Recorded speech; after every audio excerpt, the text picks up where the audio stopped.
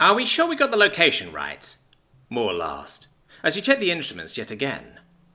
The data has not changed, and if the 14 marked pulsars and other indicators didn't lie, they were at the exact location the humans suggested for the first contact meeting. Although it was supposed to take place in mere minutes, there was yet no trace of the humans. I wouldn't worry. The location seems about right, and they still have some time to show up, Hanalith replied from the living quarters. She was currently preparing 2 meals for themselves and her worried friend. Besides, Hanalith continued, we're really far away from anyone's home. Anything could have happened and they might just be late. Hey, who even says they have reliable FTL? We just know they use something different than our folding engines, so what if they use those unpredictable detached drives? If their FTL technology is anywhere as unpredictable as that, I expect them to arrive early, not possibly late. We too had a buffer of 6 days, Maul snapped at her.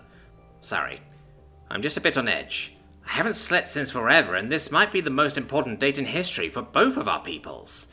But the humans just take their sweet time. This is why I'm making some dumplings and green sauce for you.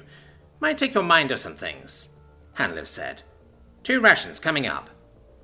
Oh, you're the best, Mule said, as he opened the door to the bridge for Hanalith to pass through. She was holding 2 cans of steaming food, the smell filling the otherwise utilitarian bridge with a feeling of home. However, Hanalith's smile suddenly disappeared. She stopped, frozen in place, her face having lost all colour.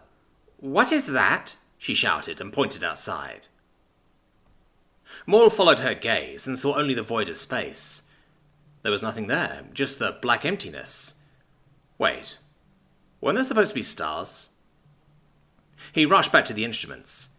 Everything was supposed to be working, but the scanners revealed nothing.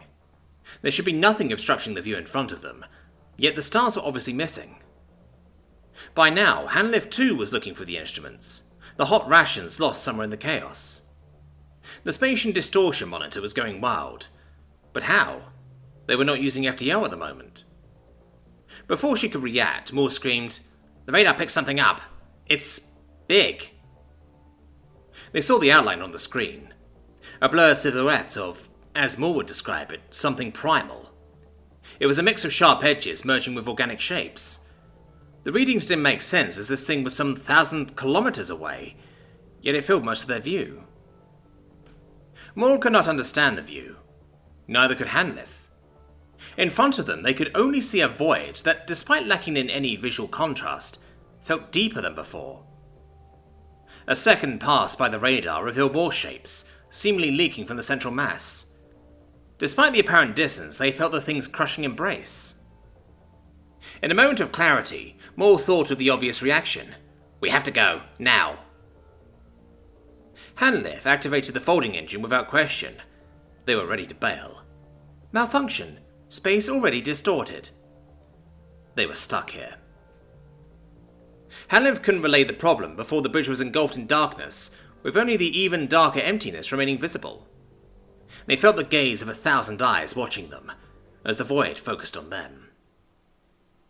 The light returned, and revealed an amalgamation of flesh, eyes, teeth, hair, and bones that stretched on forever. Giant organic structures bent and lurched, as the sheer size made it impossible to determine its direction.